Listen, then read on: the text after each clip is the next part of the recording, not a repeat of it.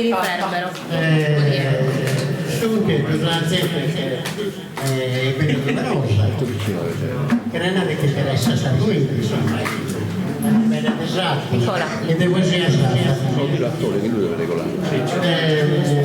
Comunque si caletta non deve parare. Per quanto riguarda così, per esempio, si intervento di istruzioni su come la prassi e colui che introduce la certo, perché la cassa è dietro, il microfono legge. Prova adesso. Parlo? Sì. Perfetto, quindi dopo l'introduzione del sindaco che praticamente rappresenta l'istituzione di Mores e quindi deve necessariamente iniziare i lavori. Necessariamente siamo contenti che lo possiamo fare, non è così. E quindi dopodiché prenderà la parola il presidente del comitato di Sant'Antonio che si è prodigato affinché questo evento avesse luogo e si potesse fare. Io lo ringrazio molto perché so quel lavoro che ha fatto, e quindi lo ringrazio veramente dal cuore. Dopodiché si entrerà nel merito del libro, delle poesie. Chi meglio di Vittore Patati può fare questo, insomma, introduce i temi della poesia sarda, logudorese e anche sarda in generale, e sarà, come dire, un'analisi sul libro che lui ha già letto tutto quanto, quindi farà un'analisi del libro su cosa magari l'autore vuole interpretare, ha voluto interpretare, e dando anche un giudizio, come dire, non positivo o negativo, un giudizio dal punto di vista artistico legato alla poesia. Poi mia sorella Luisa illustrerà la prefazione, che qualcuno magari ha avuto modo già di leggerla, che la ritengo per me un capolavoro letterario.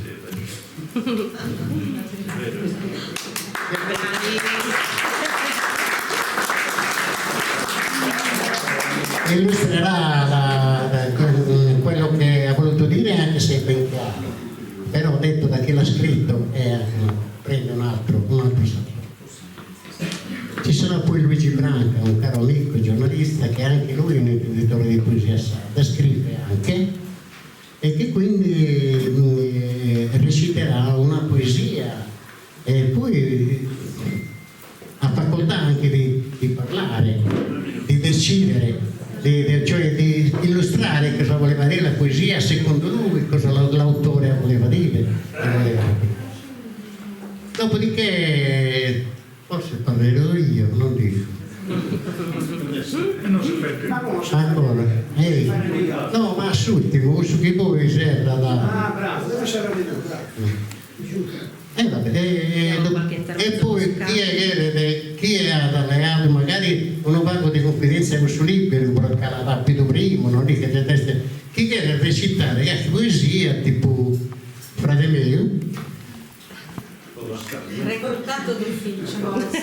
Adesso come lo devo più riflettare? Sei legato, maniche piene. E quindi niente, poi vamos a vedere i risultati. Chi che fa che domanda a me in particolare e a Susanna, poi da facoltà e poter fare domande. E quindi podemos fino a come divenire Tore a avere un dibattito.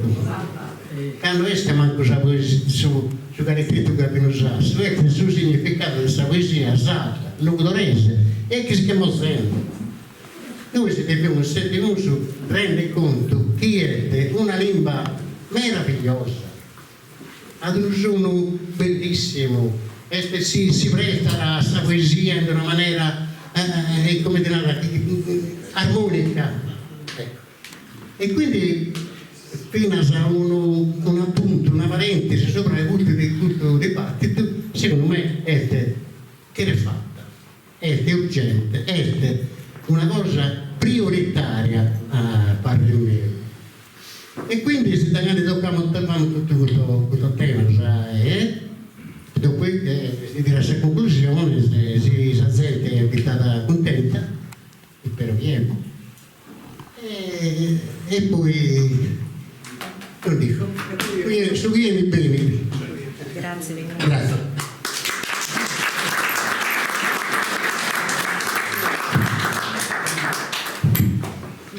Posso dire?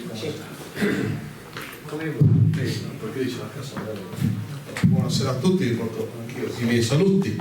Forse era più corretto che iniziasse questa riunione Nicola in qualità proprio di Presidente del Comitato di Sant'Antonio, che sono veramente prodigati tanto per organizzare questo evento, ma tutta la festa, e mi permetto di dire anche una festa intelligente, perché oltre alle solite serate bellissime di aggregazione, comunque hanno iniziato oggi con l'apertura di diverse mostre, quindi la presentazione di un libro ci cade proprio a fagiolo, quindi i complimenti dell'amministrazione a tutto il gruppo e al comitato sono doverosi. Il libro naturalmente non l'ho avuto in anteprima, quindi anche avrò il piacere di leggerlo in seguito, quindi noi ci addentriamo, e perlomeno io lo metto dentro appunto nel merito, ma giustamente bisogna sottolineare che quello che ha fatto Gavino è una cosa bella perché comunque una persona, come dice lui, un uomine ecclesiale, cioè una persona di Mores, perché magari lui ha più passione, ma tante altre persone magari non hanno avuto l'opportunità o il piglio anche di sedersi a scrivere a Mores, avrebbero potuto fare un lavoro del genere. Quindi di questo bisogna sicuramente dargliene merito a Gavino e a chi naturalmente seguirà anche la sua strada, perché c'è stato già qualcuno che l'ha già fatto, sicuramente ci saranno altri libri che verranno dopo. Molto importante il discorso del dialetto logudorese, perché sulla Sardegna a volte si fanno tante chiacchiere, però bisogna anche produrre dei fatti.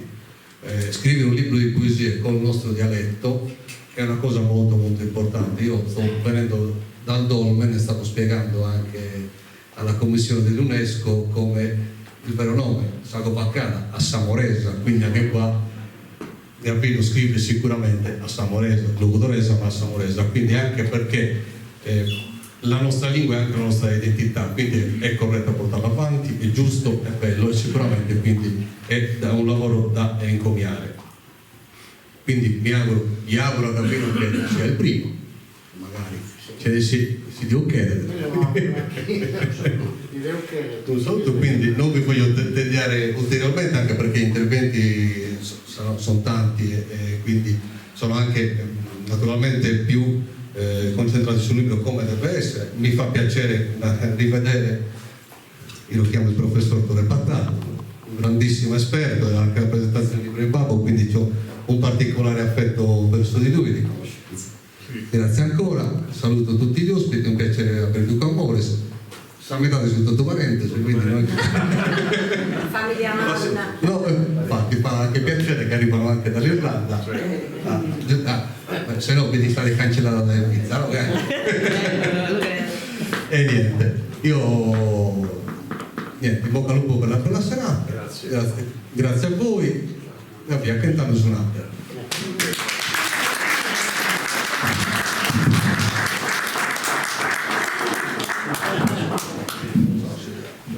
Sarò breve, buonasera a tutti e benvenuti alla presentazione del libro di Gavino e al Mores Folk Fest, seconda edizione. Che dire, sono onorato di poter essere qui assieme a tutti voi e di aver inserito all'interno del programma della seconda edizione del Mores Folk Fest la presentazione del libro di Gavino. È nata, diciamo, quasi casualmente questo evento all'interno dell'evento, scusando il gioco di parole. Ci siamo sentiti telefonicamente, stavamo organizzando non questo, ma bensì quello che avverrà domani, ossia la gara dei cantadores, nella quale Gavino insomma sarà nuovamente protagonista. Sarà nuovamente protagonista. Quindi durante la chiacchierata telefonica Gavino mi ha appunto confessato che doveva presentare il libro, e gli ho proposto: ma perché non approfittiamo del fatto della seconda edizione dell'Amores Folk Fest e presentiamo il tuo libro in questa occasione? E allora le due cose si sono unite e oggi siamo qui. Che dire, secondo me oggi è l'apice, non dimenticandoci che oggi è la giornata della Sardegna, Sardinia e Sardegna, e noi abbiamo voluto all'interno di questa programmazione oggi, il 28 aprile, onorarla al meglio portando a Mores, appunto, come mi ha anticipato Enrico, tantissimi artisti sardi che hanno portato a Mores le loro eccellenze, i loro lavori. Anche questo è un lavoro pregevolissimo di Morese, ma all'interno della Sardegna abbiamo tantissime ricchezze, e se nei prossimi giorni sarete qua e avete piacere di vederle, dopo aver letto il libro di Gavino, andate a vederle, perché abbiamo davvero tantissime cose. Ora ascoltiamo tutti gli ospiti che ci sono, vi ascolterò con molto interesse anch'io. Grazie di nuovo di essere qui. A voi la parola.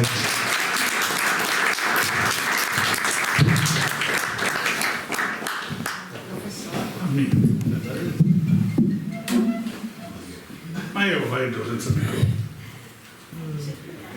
Si intende? Se hai bisogno di qualcosa. Buonasera a tutti. Devo parlare in italiano in quanto mi è stato espressamente richiesto, perché la lingua è uno strumento di comunicazione, e se c'è una persona che non capisce una lingua ci arrangiamo con la lingua nazionale. Gavino Sassu, moresu del 51, appartiene alla nuova schiera dei poeti che questo fertile paese ha curato negli anni. Abbiamo dei precedenti molto famosi. Gavino è cultore appassionato della storia, delle consuetudini isolane, e si è adoperato fin da ragazzo a tenere viva la fiaccola della tradizione, compito arduo che in ogni caso il nostro uomo ha saputo svolgere con passione e con la caparbietà necessaria che abbiamo noi come caratteristica, noi sardi, quando però lo vogliamo. Appassionato cultore del canto sardo, quindi ho saputo che sarai insieme al mio compaesano Gianni De Nanni domani, ma io l'ho sentito in varie occasioni, se non ricordo male, anche a Usieri, all'Usignolo della Sardegna, non mi ricordo male. E vi garantisco che se l'è cavata anche molto bene in mezzo ai professionisti, lui che professionista non è. Alcuni anni fa, una ventina d'anni fa, io ero membro di una giuria a Budusò, e c'era uno dei giurati che aveva una certa influenza sugli altri perché era di quel paese, che voleva assolutamente premiare, dare il primo premio a un poeta che non era stato neanche segnalato dagli altri, cioè non per il primo premio, neanche per avere una menzione o una segnalazione. E si batteva in modo esagerato. Alla fine il presidente di giuria gli ha detto: ascolta, dimmi che cosa c'è di poetico in questa poesia, cos'è per te la poesia? E lui ha risposto dicendo: la poesia non si può spiegare. Lui, facendo questa affermazione, faceva un grave torto alla lingua italiana e un altro grave torto alla lingua sarda, perché ci esprimevamo nelle due lingue, in quanto la caratteristica principale della lingua è possedere l'onnipotenza semantica. Cos'è l'onnipotenza semantica? È la capacità che ha la lingua di esprimere un qualunque concetto si presenti. Dante, per esempio, che ha scritto una delle opere più fondanti della letteratura mondiale, se venisse qui adesso, non saprebbe descrivere un'azione facilissima, semplicissima. Un bambino guarda la partita della Juventus e dell'Inter e a un certo punto finisce il primo tempo, si alza, apre il frigorifero e beve un'aranciata. Dante non sarebbe in grado di descrivere questa azione perché non sa cos'è il frigorifero, non sa cos'è la partita di calcio, non sa cos'è il televisore, perché la lingua di Dante ha perso l'onnipotenza semantica.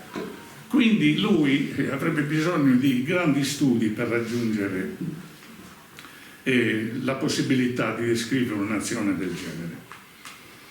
Il mio professore di strutturalismo, che era una gloria mondiale, è morto un paio d'anni fa, quasi centenario, si chiamava Luigi Balducci, un dantista famoso, appassionato di Leopardi, diceva in una lezione che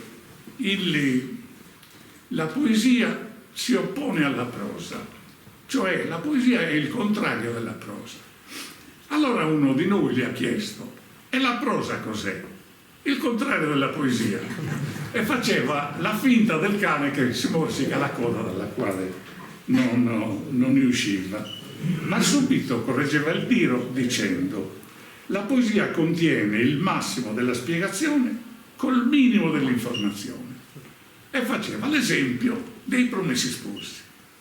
Due si vogliono sposare, c'è un terzo incomodo che lo impedisce con dei sotterfugi non proprio legali, e per dare questa notizia impiega 200 o 300 pagine.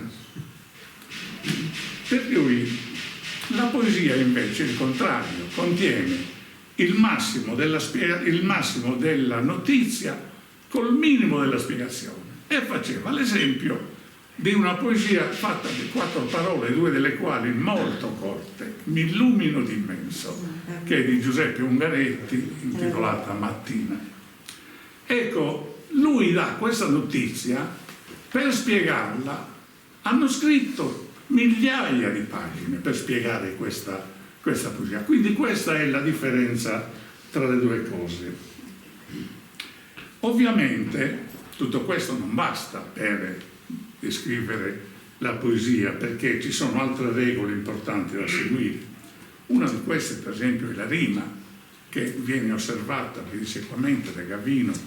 Per quel che ne so, ho scritto solo poesie in rima, perlomeno non ho letto poesie senza rima, ma abbiamo degli esempi luminosi di poesia senza rima, i 295 versi dei Sepolcri del Foscolo, che sono fra le cose più belle della letteratura mondiale, ed è tutto fatta senza rima. Quindi la rima non è una caratteristica precipua si può scrivere anche una poesia senza rima. La definizione che ne dà il dizionario: la poesia è l'arte di esprimere emozioni, immagini, pensieri e sentimenti con parole disposte metricamente. Per cui ne consegue che la prosa è composta da parole messe in un certo modo, la poesia è parole migliori nel miglior modo possibile. Per cui ogni poesia è misteriosa, è difficile interpretarla, in quanto nessun poeta sa interamente cosa gli è dato di scrivere e neanche come lo deve scrivere. Il vero artista non attinge fuori di sé la materia, ma la attinge da sé, dentro di sé, nel suo intimo e nel suo spirito, e quindi è un segreto recondito, estremamente personale e chiaramente soggettivo. Questo concetto è espresso velatamente da Gavino in una delle poesie contenute nella Silloge, che è il dialogo tra il cervello e il cuore. Il cuore è la sede dei sentimenti, il cervello è la sede della ragione. C'è un dialogo tra queste due cose che è interessante da leggere. Io ho studiato un poeta americano morto da poco, quindi contemporaneo, si chiamava Robert Frost, che diceva che una poesia completa è quella in cui una emozione trova il pensiero e il pensiero trova le parole.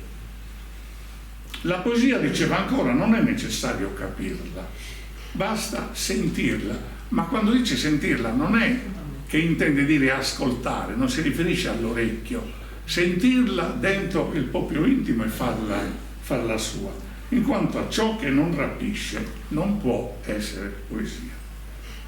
Non è necessario trattare temi complicati, tant'è vero che Gavino non ne tratta, perché spesso le poesie più belle sono quelle che trattano temi semplici. Pascoli, per esempio, ha scritto una poesia intitolata Il rospo, e leggendola vi commovete, no? Parlando del rospo, che è uno degli animali più brutti che esistono. La poesia nasce da tutto ciò che ha una scintilla di rivelazione, diceva Robin Williams in un film, L'attimo fuggente. È ricchissimo questo film di espressioni che sono molto utili e che ci aiutano a capire. Ecco, fatta questa forse troppo lunga premessa, ma che ritengo necessaria, devo dire che tutte le volte che mi chiedono di commentare un libro, oppure una poesia, oppure una raccolta di poesie, come in questo caso, mi viene la fibrillazione, una malattia congenita che io ho, per due motivi che io chiamo, uno di carattere esterno e l'altro di carattere interno. Per spiegare agevolmente la prima motivazione, ricorro a un aneddoto. Io ho avuto la fortuna, l'opportunità di assistere a una conferenza in cui era presente Eugenio Montale. E la conferenza la teneva il mio professore Balducci, il quale a un certo punto ha commentato una poesia di Montale. Montale era un cuco, lo ascoltava con devozione, questo Balducci era molto. Poi gli diede la parola e in quell'occasione il nostro professore, l'avevo già detto, e ha detto, dice: ringrazio il professore che ha nobilitato la mia opera, che ha voluto vedere lampi di fuochi d'artificio, rompanti missili e aerei a reazione, dove io ho voluto significare semplicemente solo mosche, vespe e mosconi volazzanti. Il professore mio ormai non ce ne faceva più.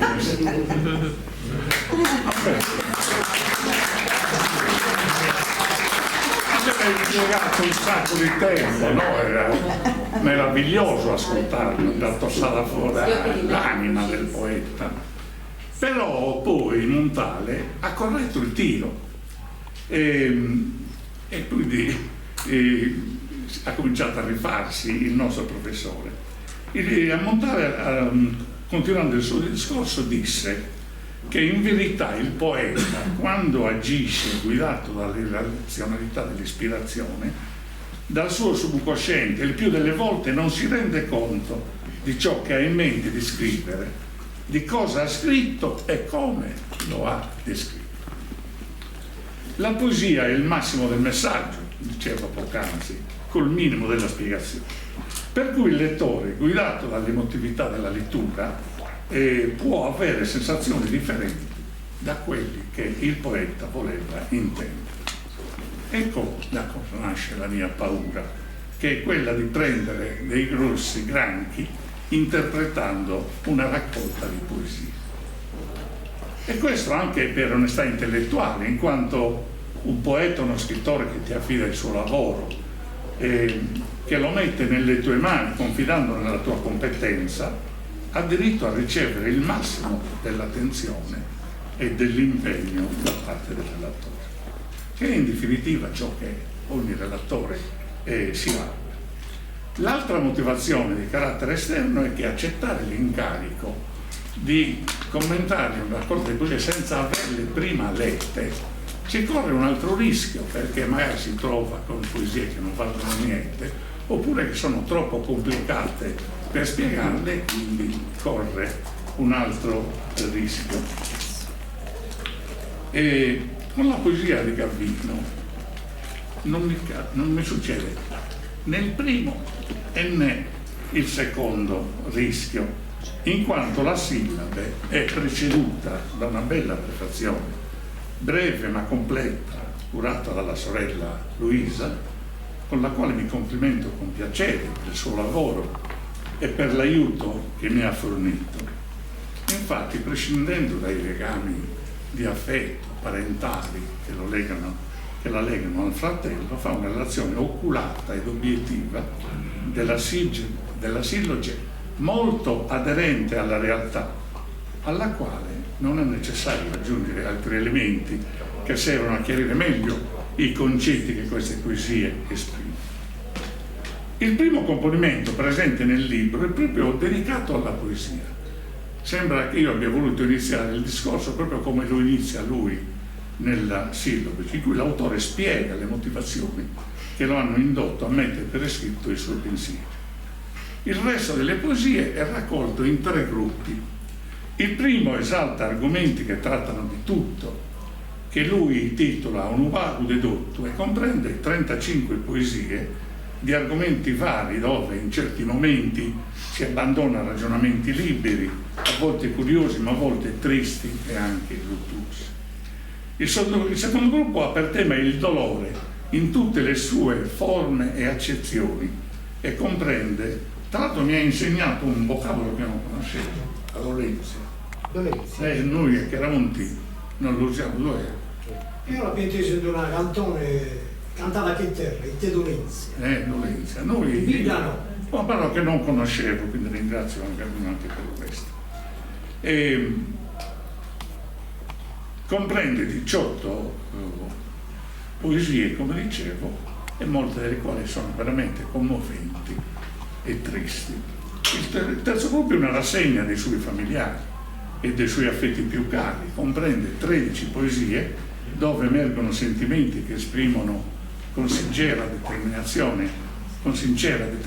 l'attaccamento forte e sincero di Gavino per la sua famiglia.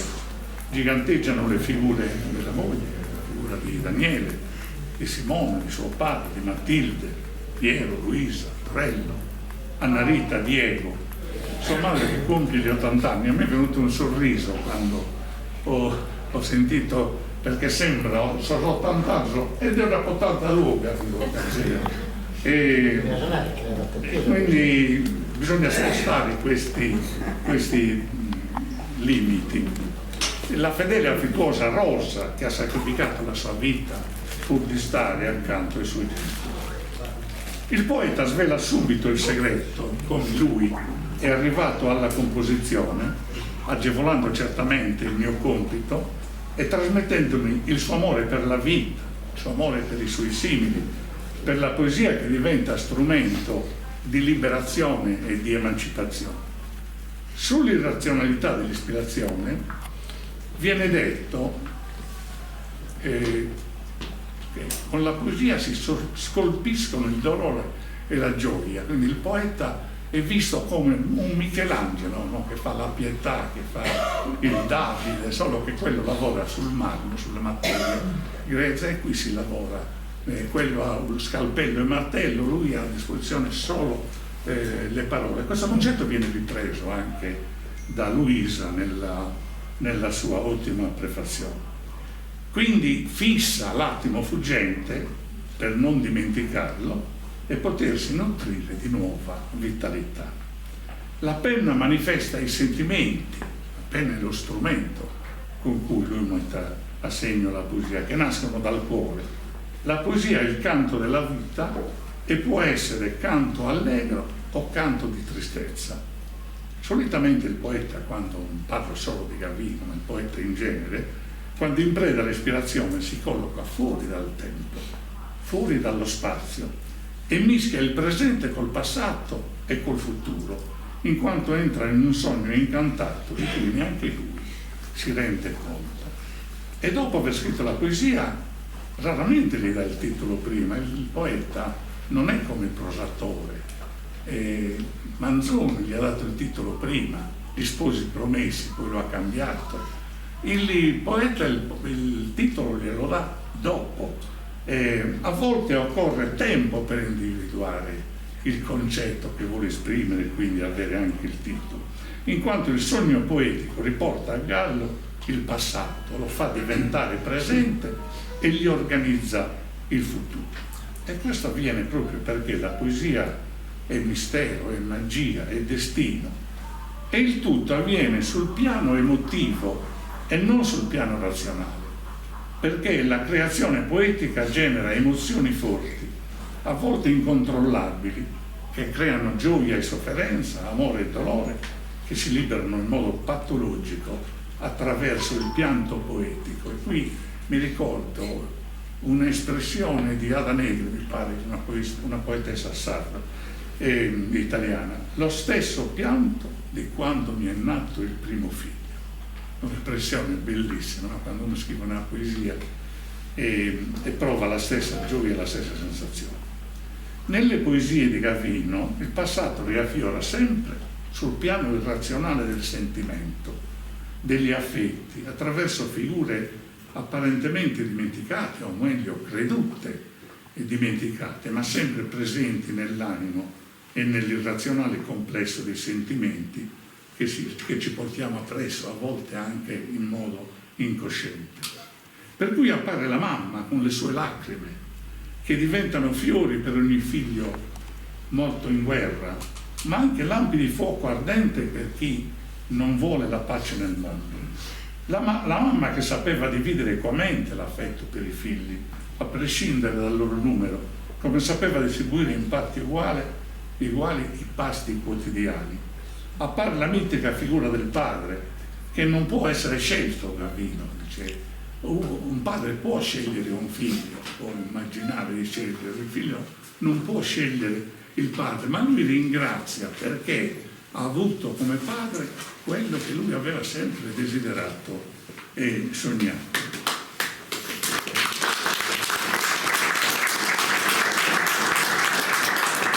Questo padre che è fiero del proprio figlio, e questo Gavino lo scopre per caso mentre scende i gradini della cantina. Io immagino la cantina, no? E si ferma perché sente il padre che parla di lui e ne parla bene e non sa che il figlio lo sta ascoltando. È una scena meravigliosa che un po' tutti noi figli più o meno abbiamo vissuto. La sorella Narita che abbraccia il nipotino in un luogo dove cessa il dolore e la sofferenza. Ma il personaggio più presente della raccolta, e non poteva essere altrimenti, è colui al quale gli hanno costruito le ali da angioletto, già dai gambi di caduta. Il figlioletto Daniele, morto quando aveva 16 mesi, se non ricordo male.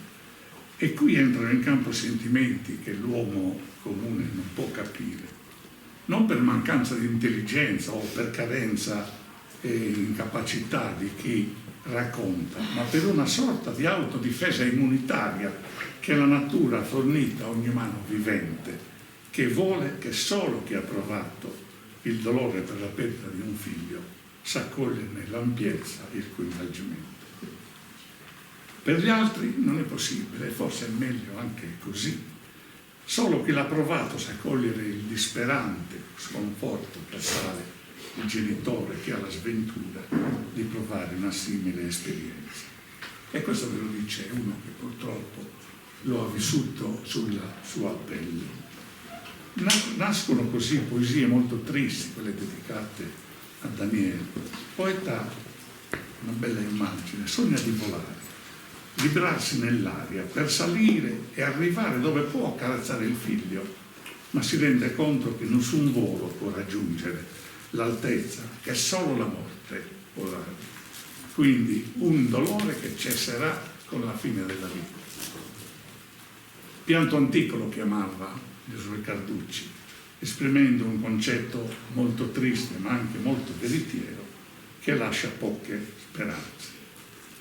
Il poeta non è un razionalizzatore, l'ho già detto prima, in quanto ragiona col sentimento che razionale non è, per cui ci sono momenti di lucida riflessione in cui Gavino sembra un filosofo e sa spiegarsi il perché della sofferenza umana. Il poeta va alla ricerca, deve chiedersi perché. Il dolore non ci abbandona mai, mentre l'allegria ci abbandona troppo presto. Il motivo è molto semplice. Il dolore alberga nel profondo dell'animo, quando invece l'allegria alberga nella parte superficiale dell'animo. E il poeta non può scegliere la superficialità, ma per sua stessa natura va nel profondo, dove albergano la sofferenza, il dolore e la tristezza. La poesia è un sole che scioglie il pianto, ma allo stesso tempo illumina l'anima. E questa è una delle parole chiave, non scritte, contenute all'interno della raccolta di poesia, insieme ai sogni che maturano. E Gavino trova il modo di celebrare la bellezza, le virtù di sua moglie in modo esplicito e diretto nella poesia Lode a Savemina mia, e in modo indiretto nella poesia dedicata a Simona, bella che dea, ma della bellezza di Simona lui non può trarre vanto, in quanto le sue virtù e la sua bellezza sono dovute a sua madre. Sono degli omaggi che fa alla donna che sono meravigliosi. Ovviamente il mio giudizio, quello che sentite qua adesso, non è definitivo, in quanto la poesia è espressione soggettiva del sentimento umano e può prestarsi ad altre 1000 interpretazioni. Ecco perché spesso i poeti, sentendo il giudizio e l'analisi critica di un letterato, di un lettore qualunque, storcono il naso, in quanto non sono d'accordo su quanto essi dicono, e tornano al discorso di Montale, che non voleva dire quello, però il mio professore aveva visto quello che conta è l'emozione, il sentimento che tu gli... E questo accade, come dicevo poc'anzi, per la stessa natura della poesia, perché essa è soggettiva e individuale, personale e particolare, quindi arcana e misteriosa. Si presta a decine di riflessioni e di interpretazioni. Ma bisogna anche aggiungere che, anche se diversa da quella dello scrittore, l'interpretazione del lettore può essere ugualmente valida e a volte anche migliore di quella che ne dà come è successo per il Montale. Le diverse interpretazioni possono essere, qui è un concetto un po' difficile da capire, possono essere altrettante formulazioni incomplete di una stessa cosa, e le ambiguità e le diversità essere dovute al fatto che la poesia esprime non meno, ma molto più di quanto il comune linguaggio può comunicare. Ma andando verso la conclusione, meno male, mi viene da chiedermi cosa rappresenta in generale oggi la poesia in una società fortemente dominata dalla tecnologia. È un'arte riservata a pochi illuminati, oppure alla portata di tutti? Tutti oggi possono scrivere versi e rime, tutti possono leggere e interpretare poesie. E qui io non vi so rispondere, ma posso affermare che Gavino può farlo e lo ha fatto con competente capacità. La poesia è l'arte di esprimere e rappresentare fatti, sentimenti, con parole poste in un certo ordine, secondo una certa logica che le possa intrappolare in uno schema predefinito. La poesia è come la musica. Deve stimolare sensazioni e deve essere interpretabile, creare emozioni, suscitare ricordi, e tutto questo attraverso il solo uso delle parole e non servendosi di strumenti musicali molto complicati. E io devo dire che leggendo attentamente, anche con molta passione, questo libro, queste sensazioni le ho abbondantemente provate e mi sono rimaste nel cuore. E credo fermamente che resteranno nel cuore di tutte le persone che lo leggeranno. Grazie.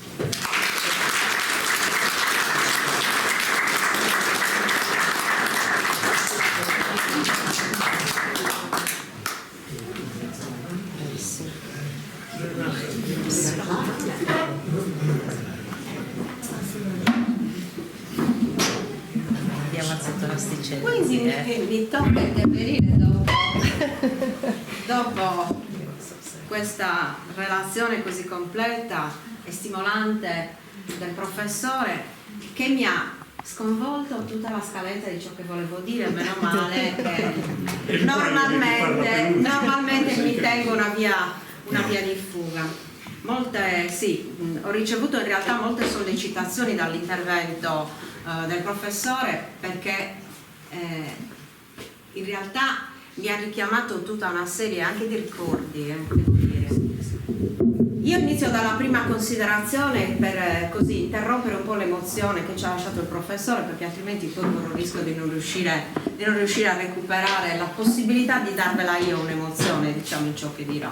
La prima considerazione è che io sono molto lieta che la presentazione di questo libro avvenga nel contesto di questa festa, per la quale ringrazio il presidente del Comitato Sant'Antonio che è intervenuto e che ha spiegato bene il fatto che questa festa, oltre che essere un'occasione per tenere insieme e coesa la comunità di Mores, è anche una circostanza nella quale si parla dei temi che in qualche modo sono contenuti anche nel libro delle poesie, perché è una festa che ci racconta i luoghi, che parla della lingua sarda, che parla delle nostre tradizioni, è un'occasione di stare insieme. Questa comunità e le comunità che sono state invitate a portare il loro contributo alla festa. Credo che il contesto sia proprio quello migliore che si potesse trovare, e perciò insomma mi sento di esprimere un ringraziamento a chi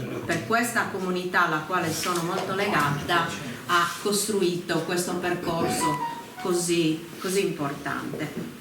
La seconda considerazione che mi viene da fare, soprattutto dopo aver ascoltato il professore, è che io non sarei mai capace di scrivere una poesia, davvero, non ne sarei capace, perché io invece sono una che scrive la prosa, sono una che assembla le parole, i concetti per raggiungere un risultato pratico, è il mio mestiere poi questo alla fine, e quindi cerco di ottenere sempre il risultato migliore con l'utilizzo migliore, più efficace delle parole, del loro assemblaggio e naturalmente del loro rapporto con i concetti.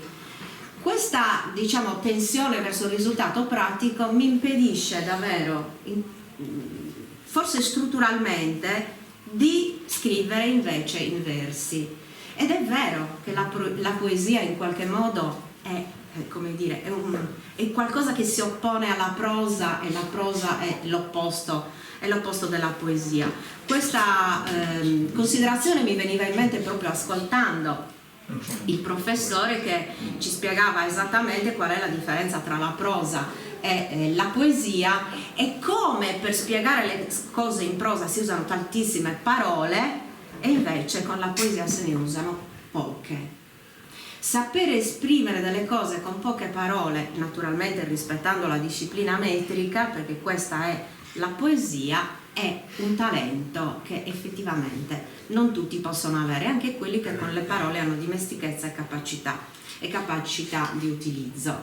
Perché la poesia è qualcosa di più del mettere insieme le parole per raggiungere un risultato pratico. La poesia è una cosa che parla, se vogliamo usare una metafora, parla al cuore, no? Parla al sentimento. Poi però la poesia ha un altro elemento che la contraddistingue dal dire e mettere insieme le parole per raggiungere un risultato razionale, un risultato pratico.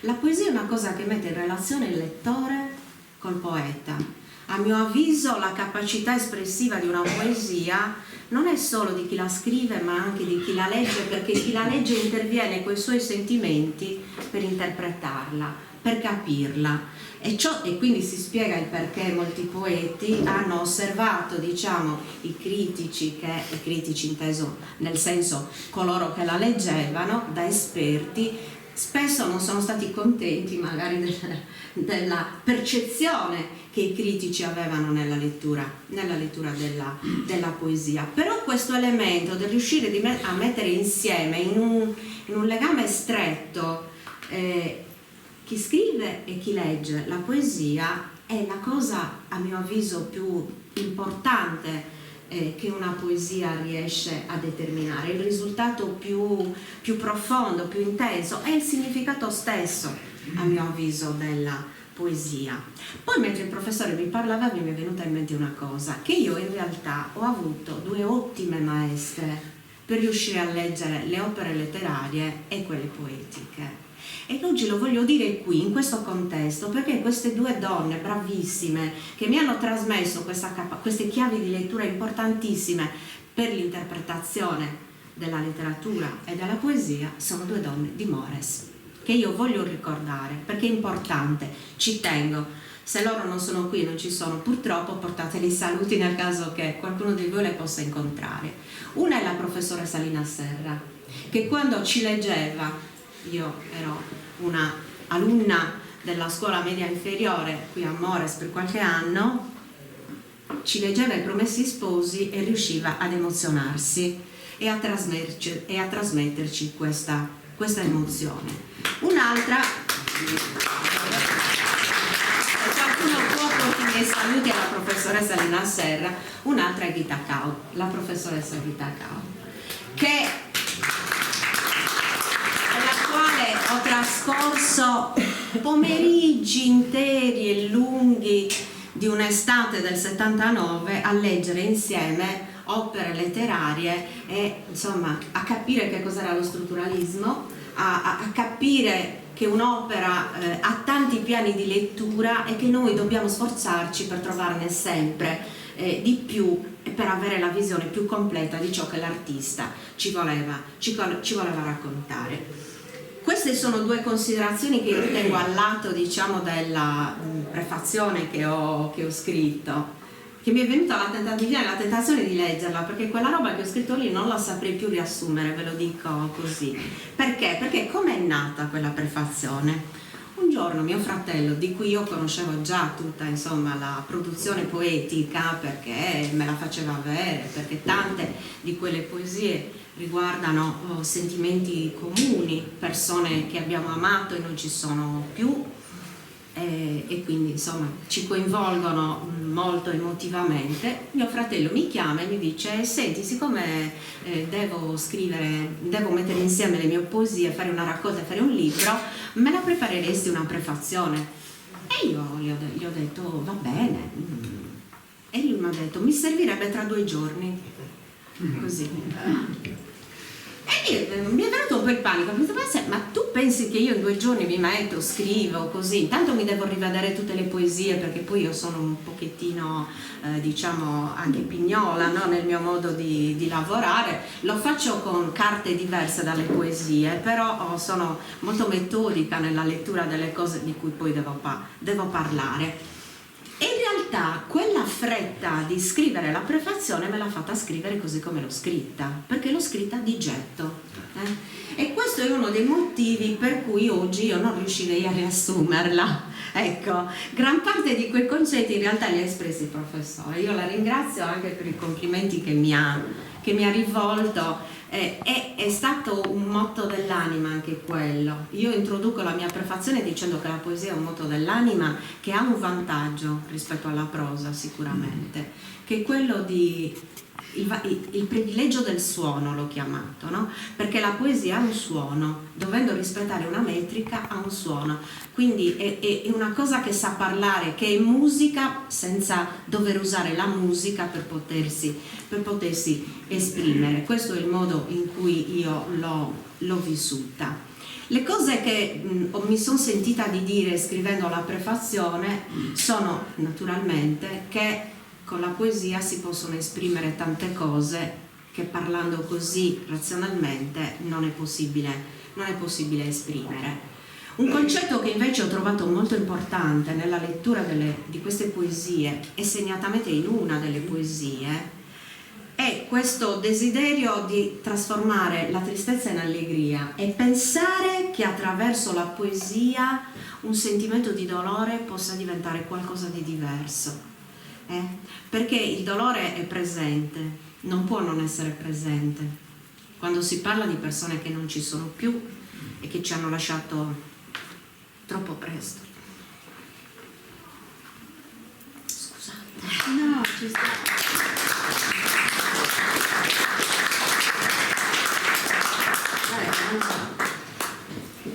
Però c'è il desiderio di diciamo, di trovare una spiegazione, una catarsi, diciamo, nei versi della poesia rispetto a un dolore che non finirà mai.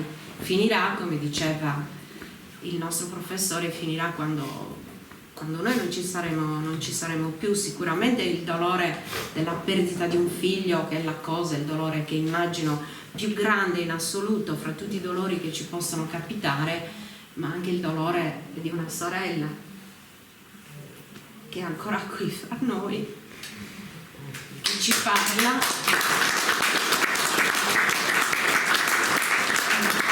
Un dolore che non ci abbandonerà mai, un dolore che non ci abbandonerà mai, ma che riesce a trovare una spiegazione forse nei versi di una poesia in cui noi riusciamo quasi a vederla e a toccarla, no? E questa è la sensazione che io ho provato e che ho riassunto in quella brevissima prefazione, perché non c'erano molte cose da dire in realtà. Non credo che la prefazione di un libro di poesie possa essere lunga. Può essere lunga la lettura che se ne dà perché c'è chi per mestiere deve dare, diciamo, una spiegazione di ciò che le poesie sono, e quindi naturalmente può fare una cosa più lunga, ma la prefazione di un libro di poesie deve essere, io almeno l'ho vissuta così, per quanto intense e numerose possano essere le poesie, deve cogliere alcuni aspetti che riescano, come dire, a mettere insieme l'emozione della lettura con la capacità di spiegarla. Poi in realtà è vero, le poesie non si possono spiegare, le poesie non si possono spiegare, perché le poesie sono quello che c'è scritto, che la persona voleva dire scrivendole, ma è quello che ciascuno di noi prova quando le legge. E questo diciamo, è un po' il riassunto delle considerazioni che faceva il professore. Mi fa piacere che queste considerazioni poi alla fine non fossero del tutto così dettate dalla mia emozione nel leggere soprattutto alcune di queste poesie. La cosa che anche io ho trovato molto bella è il fatto che nel ricordare persone che non ci sono più, Gavino si è rivolto anche a persone che non sono della nostra famiglia ma sono della nostra comunità. Penso a Franco, penso a Rosina, penso ad Antonio, persone che noi abbiamo conosciuto, a cui noi abbiamo voluto bene, che li abbiamo stimati, che sono richiamati perché in questa raccolta di poesie è contenuta la comunità in cui le poesie sono nate, da cui sono state ispirate. Il senso della comunità in queste poesie è molto presente, ecco perché ho detto importante il contesto nel quale viene presentato per la prima volta il libro. È presente perché è presente anche attraverso la lingua scelta per scrivere queste poesie, la consapevolezza che parte della musicalità di queste poesie è diretta espressione della musicalità della nostra lingua sarda, di questa bellissima lingua che, come diceva mio babbo, va dall'insarda fizzottuoso, vi deve imparare a parlare in sardo. I miei figli sono nati a Cagliari e quindi babbo aveva la preoccupazione che non imparassero mai una parola di logudorese e quindi mi sollecitava, con loro parlava in logudorese. E loro, devo dire, insomma, qualcosa l'hanno imparata, pur con tutte le difficoltà di vivere in un luogo completamente diverso, dove anche la lingua sarda che si parla è differente dalla nostra. Questo senso di appartenenza alla famiglia, alla comunità e alla terra è molto presente. È presente la metafora della terra. La terra che si coltiva, la terra che è madre, la terra che ci ospita e che ci ospiterà quando non saremo più in vita. La metafora della terra è esattamente connessa all'idea dell'appartenenza alla comunità in cui queste poesie sono maturate. Ecco, io mi sento di fermarmi qui perché molte cose sono state dette e spiegate dal professore e le poche parole che io ho dedicato nella prefazione del libro potrei sceglierne qualche brano per significare ciò che io ho voluto dire anche con questo brevissimo intervento. Se una poesia può dirci e darci tanto, una raccolta di poesie può diventare il racconto di una vita intera, che viene dal poeta ma parla al vissuto di chi la legge. È in questo meccanismo di riconoscimento, di intreccio tra l'universale e il particolare, che la poesia sconfigge l'indifferenza e interroga le emozioni.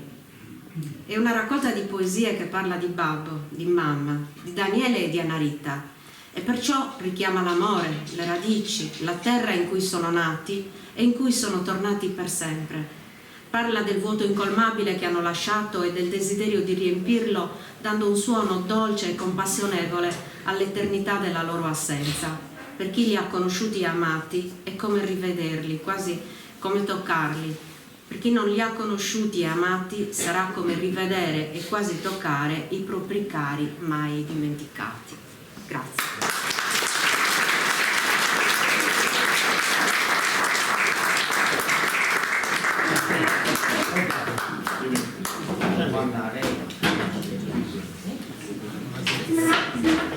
No, io questo è un...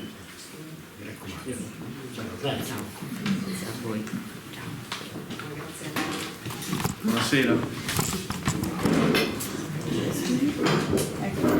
Dopo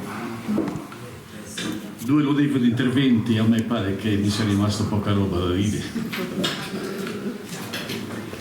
Però il libro di Gavino è un buon libro con una veste grafica bella, una prefazione lucida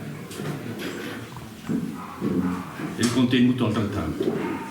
Il mio compito è di leggere, avrei voluto leggere tutte queste poesie, però il tempo purtroppo è tiranno. Ho scelto una poesia, la quale poesia mi ha di più preso per mano, e tento di medesimarmi in Gavino quando parla in questo bolos de angeli, che parla al figlio Daniele.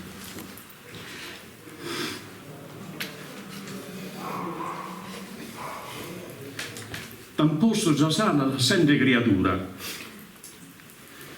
6 mesi ti contaglia sa vita.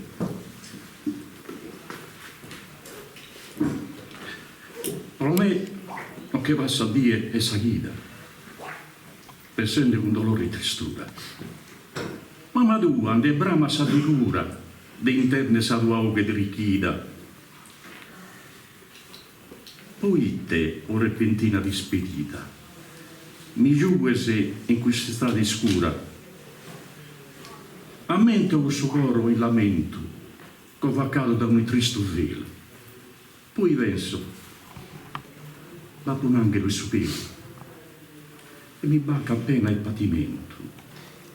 Fai a modo il suo momento, chi da morte mi pone si stelo, fala e dammi sa mano dai chelo, e leami ai miei fini di ogni dormento.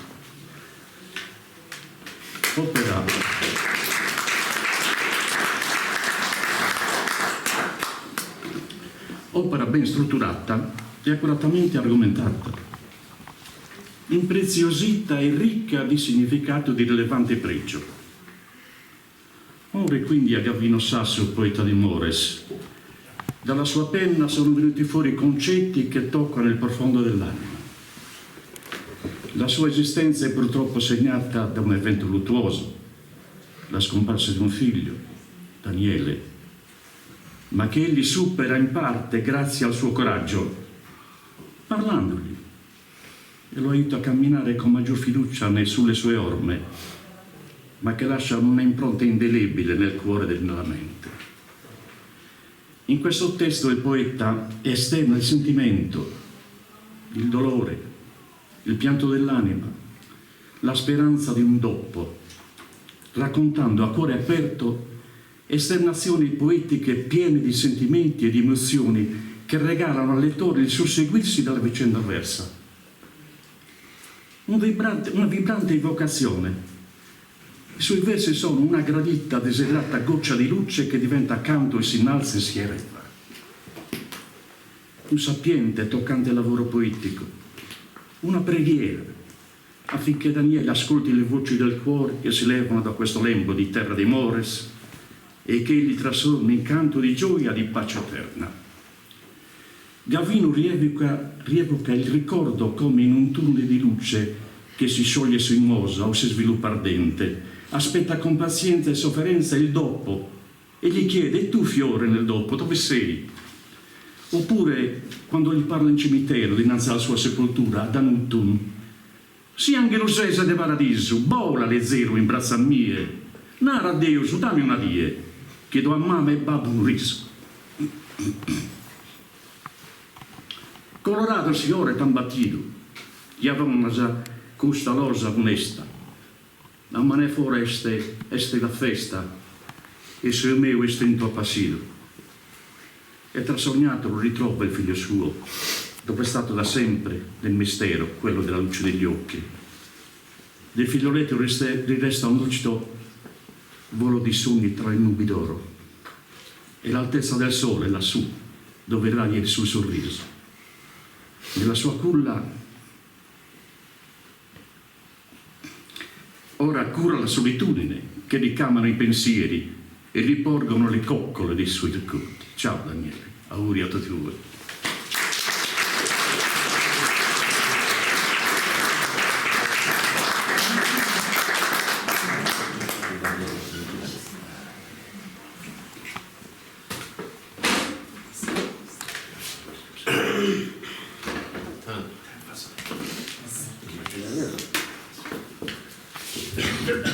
Puccio, che devi recitare la vedo.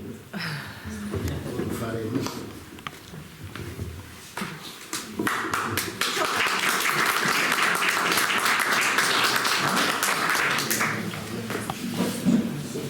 Non sono abituato io a parlare.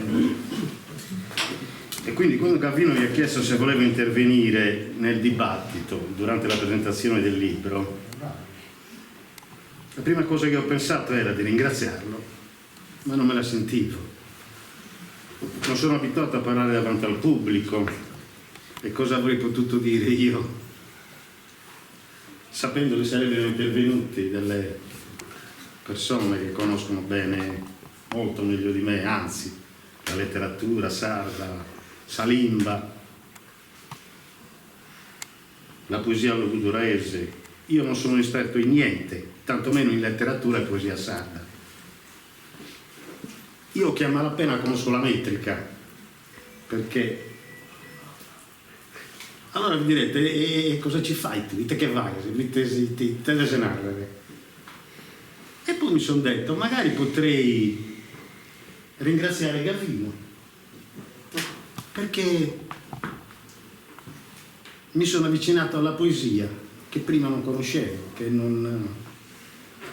a malapena le studiavo a scuola, studiavo le prime, no, i primi versi e poi per fortuna ero bravo nelle altre cose, per cui mi perdonavano i miei insegnanti. Come sapete io abito quasi da 50 anni a Cagliari, conosco il campidanese, conosco molto bene, anzi lo parlo molto bene, però non si è mai infilato nel mio dialetto, nella mia lingua, nel mio logudorese.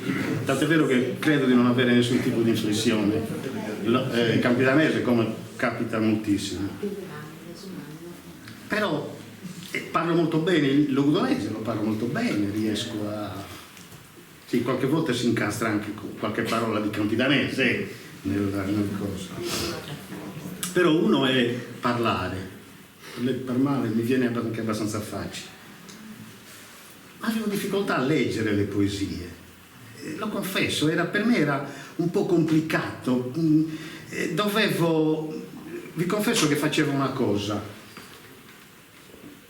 leggevo i primi versi e le traducevo in italiano. Non ridete, ma è così, mi scapitava così.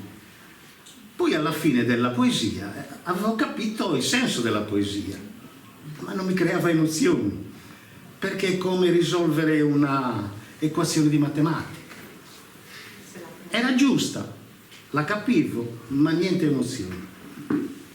Ne ho parlato con Gavino. Ho detto, Gavino, ma è possibile che tu sei così bravo a scrivere queste cose belle, io ho difficoltà a leggerle. E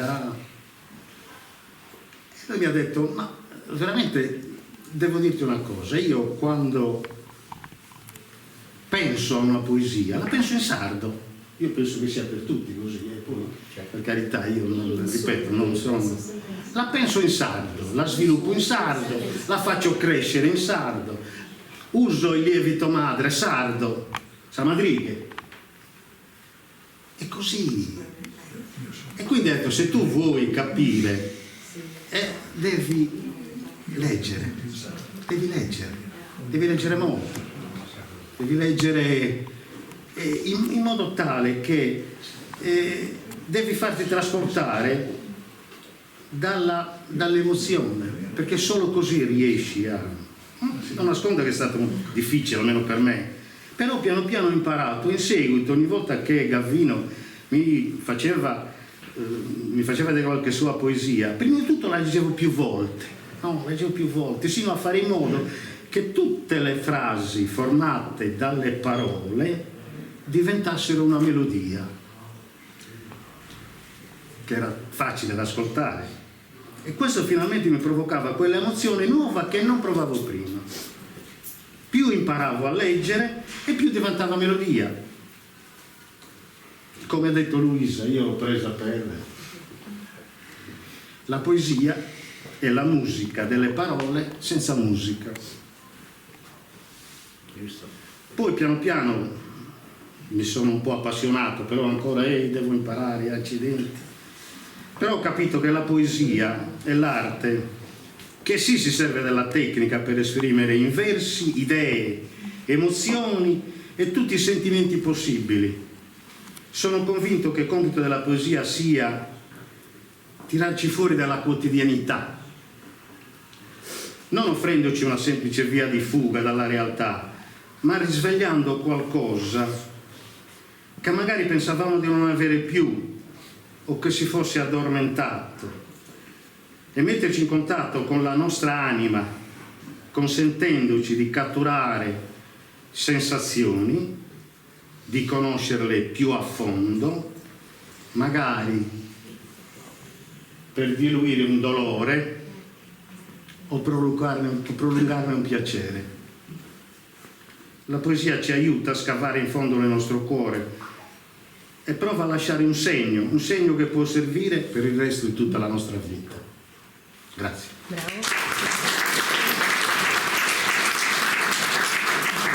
Mi piacerebbe leggere una poesia, ma non sono bravo. O ci provo. Dai. Leggi la tua. Non è testa, non la neanche. Quindi al prossimo libro? Al prossimo libro tu? Mio? No, io sono come Luisa, mi piace più la prosa, non mi piace. Testi giuridici, no? Tutti artisti. Che noia. Ne hanno già parlato di questa poesia che Babbo, riferita a Babbo. Babbo viagai, figai e gai lugheria. Dai Babbo mai vero nuantu, mancari sende o nude manoso. Non stracaia mai con braccio sanoso, anessi una veraula ogni tanto.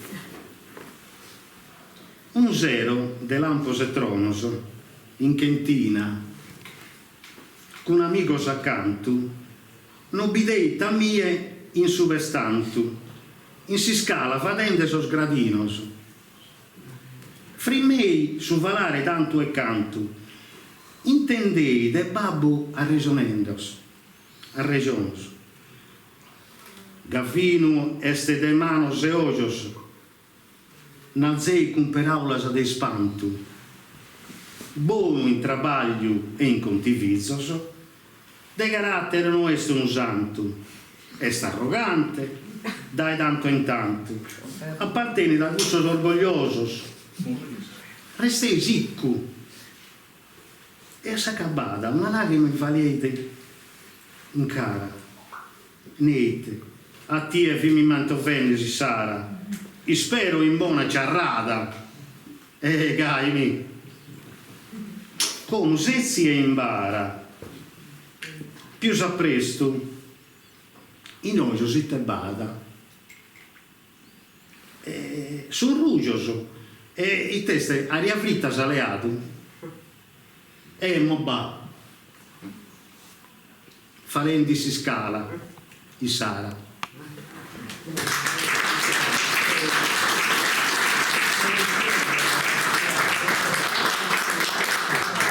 Avete capito tutti che Babbo ci faceva un sacco di complimenti. Non era un costume consueto fare complimenti a tutti, magari quando parlavano con gli altri. E che per caso tu riuscivi a sentire come in quel caso. Vabbè, io voglio parlare di questo libro in 2 parole, partendo dal titolo. Pensamento di un uomo che l'esizione. Se vi pensate bene, è un titolo quasi provocatorio, che stimola. Io, di scienza nostra, non penso da una famiglia di poetas, non penso anche da una famiglia di artisti in generale, però dei scrivere poesia mi viene quasi subito facile. E su che mi ha ispirato, in un momento che vi chiamando per l'età, e spiegando Tonio De Martis, che vi a vendere, non che bene la poesia non cresce, mi ha fatto leggere una poesia di Antoni Chiesa, dedicata a Survizzo, molto, che libri molto, che da 30 anni è passato. Questa poesia mi ha talmente colpito, no? Succede che si in bicicletta, a me è successo molto veramente, perché ando in bicicletta, mentre mi studio i Livani come in bicicletta, piano sentendo questa poesia sempre. Mi viene a sapere aula, lo giuro, mi viene a sapere aula che mandava, non dico da itte. E apponato, ma poi con rima, con metrica, parla una poesia chi aveva letto e chi la aveva mentendo. Invece no. Quando l'ho fatto leggere a Antonio, ho fatto leggere questa cosa. Ma da quando ho giocato questa cosa? Nel bene da cari. È tutto sbagliato di metrica e di tutto, però su un setto questo è meraviglioso. Dai quelli ho compreso che forse mi poteva provare, forse.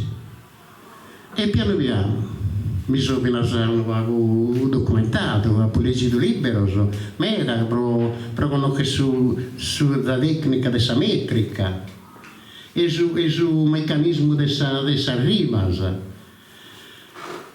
E che è passato circa 10 anni prima che sarà nascito questo. Io sono contento. Sono contento che ho fatto una cosa che resista io, che mi ha fatto questo cuore, questa passione. E quindi non ho rimpianto, mi piace ciò che ho fatto. E naturalmente su chi spero, che ha fatto smettersi impatto per chi leggere, che su poeta, secondo me, quando scrive, fa che di tutto, in modo che chi la leggere prova a mettersi cosa che prova a dire. In realtà è una guerra perdita in partenza, che se devo perdere la morte, mi emoziona, ma non posso provare a giocare sopra tu e non ti lavoro nemmeno, insomma. Però vi provata, non vi resiste quasi mai. Ma quando vi resiste, nasce un'opera di arte che ha trasmesso un dolore, un'allegria, un danno, un evento, cioè questo è secondo me su che poi fare una poesia bella, che piace da tutto, e una poesia che invece è solo una serie di parole porta bene, va a rima e metricata bene, tutto quanto, però a sull'ultimo e così questa sostanza che viene. E quando un poeta ha un grande motivo emozionale di scrivere e che riesce a trasmettere sino proprio tutto, ma grande parte del suo interesse, ha fatto un'opera. Questo è ciò che penso io, correggimi se sbaglio. E quindi non è che tanta poesia che sono nata in un momento particolare, sia di allegria che di dolore, cioè che viene separato, come te l'ho separato, per esempio, giocando Luisa, che ha ripetuto, che su dolore è un sentimento che lo giochiamo su e non lo lascia mai quando è a un certo livello. Questa allegria, una dia allegra, io sono una persona allegra tra l'altro, ma non lascia troppo impresse. E mettiamo subito. E te a mettere una battuta, una barzelletta, ma ne dimentica, resta sempre pronta a dire il suo momento che magari ha una cosa che te l'ha lamentato e tutto quanto. E tanto quando sai scrivere e muovere sentimento di una certa profondità che quando li scrivi e pensi devono poter fare quello che fino a chi leggere è una cosa difficilissima, però vi provata, sì, vi provata. Nato questo vi ringrazio tutti che siete bene. Non mi sentaia veramente tanto affluenza di questo sono contento meno e evidentemente è una cosa sentita. Evidentemente ringrazio ovviamente il Comità di Santo Giovanni che nos ha posto a disposizione Sant'Antonio. Siccome sono nome nessuno, sono nome è stato più noto sono Antonio Giovanni o Giovanni Antonio. E pare che non lo possa definire lui era esatto. Quindi vabbè, cuidate, mi sono usato, sono stato offeso. Non si offende. Però insomma, ringrazio veramente il suo comitato che ha fatto veramente un travaglio, veramente di grande importanza. E forse del suo risultato che Napoli sono passato, io spero che la ripetano a Canno, che la gente magari me la Morese, non che andai a ir mai, la verità, e poi qualsiasi spettacolo.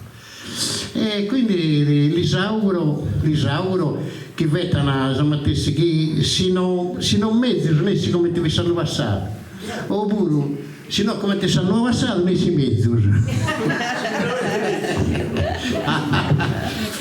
e va bene dai. Leo, buon saluto, sì, che devi comprare il libro il 9. Buon saluto, cosa vuoi che andare, insomma, non devo aumentare. Ci sarà anche la musica. E quindi, La musica. La musica. La musica. No. Va bene, dai, dando. La musica. Attore. Vogliamo te, ti stai aspettando. Fermate un attimino il mondo, nei vostri visi vorrei vedere un sorriso e creare un'emozione. Con un applauso rivolto a Sotocano e fratello amico. Io arrivo da un paese molto lontano, il paese molto lontano non è distantissimo, si chiama Macomer. Oggi è il 28 aprile. Ho pensato in primis all'invito gradito, ho pensato alla giornata straordinaria che è oggi, nominata Salie della Sardegna, e tutti insieme vorrei sentire la vostra voce unitamente alla mia. Facciamolo, siamo pronti? Vai! Dai!